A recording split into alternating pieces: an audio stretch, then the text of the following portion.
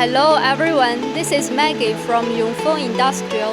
Today let's take a look for our new crimping model, the YONG-FENG Ultra Half-crimper. The height of it is 2.4 meters. Its master dice open diameter reached 900 millimeters. This is a mobile crimper, works for oilfield pipeline installation and repair, the RTP pipes. We use the half-open design for its master dice. The top half part can be totally open.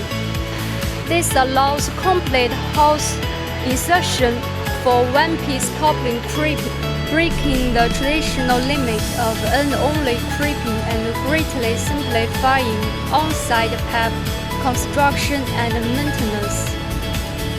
The crimping unit uses 6 cylinders to achieve the radium crimping, and each cylinder has a 420 minimum bore and produces 400 tons of force.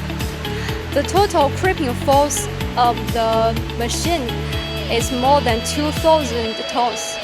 For the hydraulic unit, we use an ultra-high-power Yamaha gasoline engine, so you can work outdoors without the electric power supply. All of the 6-cylinder hydraulic hoses use the quick couplings, which makes the assembly and disassembly faster and easier.